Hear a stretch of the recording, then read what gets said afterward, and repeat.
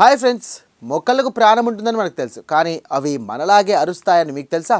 Shocking విషయం ఏంటంటే, మొక్కలు ఒత్తిడికి గురైనప్పుడు లేదా వాటిని కట్ చేసినప్పుడు అవి శబ్దాలు చేస్తాయని శాస్త్రవేత్తలు గుర్తించారు. మనం విల్లేని ఆ అల్ట్రాసోనిక్ అరుపులు వెనక ఉన్న వాస్తవాలను ఈ ప్రత్యేక కథనంలో ఇప్పుడు తెలుసుకుందాం.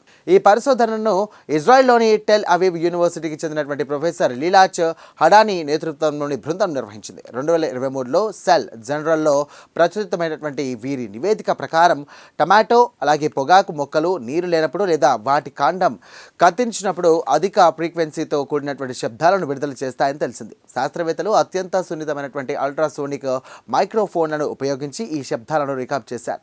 ఈ మొక్కలు గంటకు సుమారు 30 నుండి 50 సార్లు పాప్కార్న్ పేలినట్టుగా వచ్చే చిన్న చిన్న క్లిక్ శబ్దాలను చేస్తాయని ఈ పరిశోధనలో గుర్తించారు.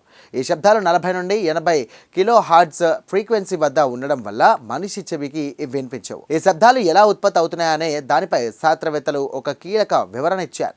మొక్కల లోపల నీటిని సరఫరా చేసే జైలాం నాళాల్లో గాలి బుడగలు ఏర్పడి అవి పేలినప్పుడు ఈ శబ్దాలు వస్తాయని తెలిసింది. ఇది మొక్కలు తమ బాధను లేదా అవసరాన్ని వ్యక్తపరిచే ఒక భౌతిక ప్రక్రియ. ఆశ్చర్యకరమైనటువంటి విషయం ఏంటంటే, ఈ శబ్దాలను గాల్లో 3 నుండి 5 మీటర్ల దూరం వరకు కూడా ఇతర జీవులు వినగలవు.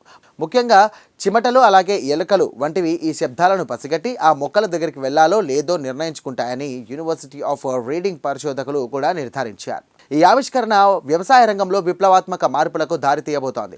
మొక్కలు చేసే ఈ శబ్దాలను సెన్సార్ల ద్వారా వినడం వల్ల ఏ మొక్కకు నీరు కావాలో లేదా ఏది వ్యాధి బారిన పడిందో ముందే తెలుసుకోవచ్చని శాస్త్రవేత్తలు భావిస్తున్నారు.